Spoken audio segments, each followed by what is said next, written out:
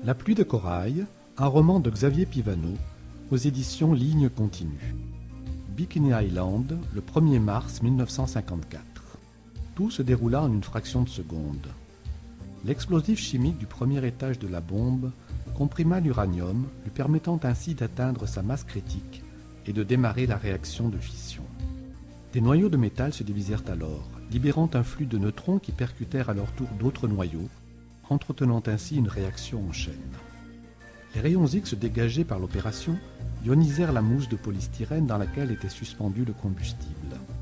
Le plasma ainsi créé compressa le lithium du deuxième étage, le portant à très haute température, ce qui activa les réactions de fusion. Le lithium se transforma en hélium et libéra une nouvelle vague de neutrons. Et ce fut à cet instant précis que les militaires américains perdirent le contrôle de leur essai thermonucléaire sur l'atoll de Bikini. Sous la pression des neutrons, une partie du lithium se décomposa en tritium qui contribua à l'amplification de la fusion nucléaire, libérant une énergie 3 fois plus importante que celle prévue par les scientifiques et les ingénieurs de la base. Une boule de feu commença à se former et se répandit en quelques instants sur une distance de 11 km. L'explosion provoqua un cratère de 2000 mètres de diamètre, pulvérisant sur 70 mètres de profondeur le récif corallien. Le champignon atomique atteignit une hauteur de plus de 50 km en quelques minutes, dispersant dans l'atmosphère un aérosol de matière radioactive. Les vents d'altitude s'emparèrent des fines particules, les laissant peu à peu retomber tout au long de leur parcours. Des îles proches de Bikini Island furent dangereusement contaminées et l'on évacua leur population dans l'urgence. Un chalutier japonais eut la malchance de croiser le sillage du nuage radioactif et subit une pluie de cendres pendant plusieurs heures. Les marins inconscients du danger naviguèrent 12 jours, puis regagnèrent leur port d'attache au Japon, où ils furent enfin pris en charge par les autorités sanitaires. De nombreuses personnes irradiées développèrent par la suite des cancers et des leucémies. Peu survécurent. Mais les vents capricieux ne déposèrent pas toute leur poussière mortelle sur l'archipel Marshall ou dans l'immensité de l'océan. Certaines voyagèrent sur plusieurs milliers de kilomètres avant de redescendre à la surface du globe.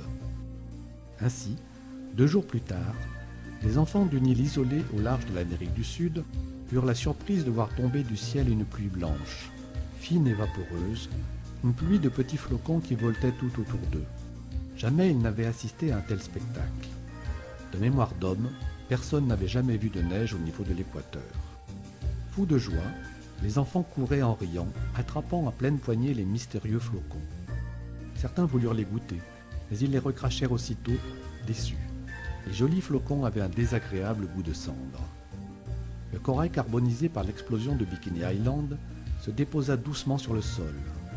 La brise qui soufflait ce jour-là joua elle aussi avec les légers flocons, les entraînant jusqu'au rivage, les poussant dans l'écume des vagues où ils se mélangèrent avec le plancton. À la tombée de la nuit, un violent orage tropical nettoya les roches volcaniques, lessivant les sols et le sable des plages. Il emporta dans sa fougue les dernières traces de flocons de corail qu'il abandonna peu après dans les vasques naturelles du littoral, alors dégagées par la marée basse. Tapissant les rochers en colonies immenses, les coquillages filtraient l'eau de mer, cherchant inlassablement à en extraire les éléments nutritifs. Jour après jour, ils concentrèrent les particules radioactives dans leur chair. Au cours des mois qui suivirent, les poulpes et les crabes friands de mollusques accumulèrent dans leur corps des doses toujours plus élevées de rayonnement. À leur mort, les poissons nécrophages se délectèrent de leurs cadavres avant d'être dévorés à leur tour par des prédateurs plus gros qu'eux qui ingérèrent des quantités toujours croissantes de matière radioactive. Jusqu'au jour où les effets de cette radioactivité sur l'environnement devinrent visibles et irréversibles. Un demi-siècle plus tard, à l'université Yale. Le professeur Graham Balch, du département d'écologie et de biologie évolutionniste de l'université Yale, se tenait debout face à la fenêtre de son bureau, une feuille de papier imprimée à la main. Au dehors, les étudiants se dispersaient avec nonchalance sur les pelouses, flânant par petits groupes le long des allées bordées d'arbres.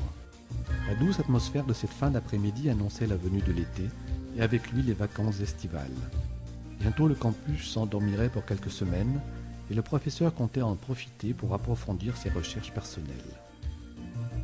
Son esprit bouillonnait alors qu'il apparaissait comme figé dans une attitude contemplative à son assistant, Stephen Craven, qui l'observait d'un air intrigué sur le pas de la porte.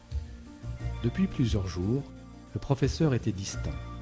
Il affichait une réserve inhabituelle et ne partageait plus ses réflexions avec Steven. Ce dernier en avait pris ombrage peu à peu et sa curiosité n'avait fait qu'augmenter au fil du temps. Que pouvait bien lui cacher le professeur? Steven reformula sa question en haussant légèrement le ton. « Professeur, avez-vous encore besoin de moi ce soir ou puis-je disposer ?» Le professeur Balch sursauta comme s'il émergeait d'une profonde méditation. Il se tourna lentement vers son assistant et répondit d'une voix absente. « Non merci, Steven. Vous pouvez rentrer chez vous. » Steven referma la porte derrière lui et s'éloigna dans le couloir en ruminant sa frustration.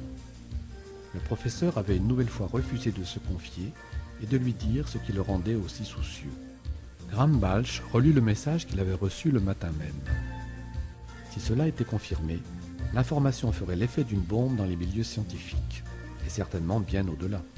Cela pouvait représenter un bouleversement total des mentalités et ne serait pas sans conséquence d'un point de vue social et politique. La prudence était donc de rigueur et la plus grande discrétion s'imposait.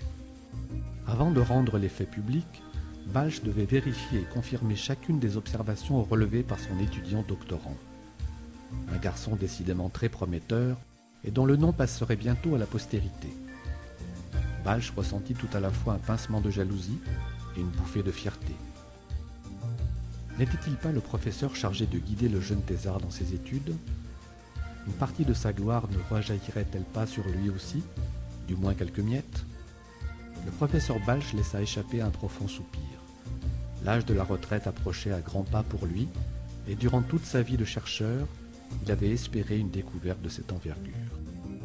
Pour connaître la suite de l'histoire, vous pouvez vous rendre sur www.editionlignecontinue.info. À très bientôt.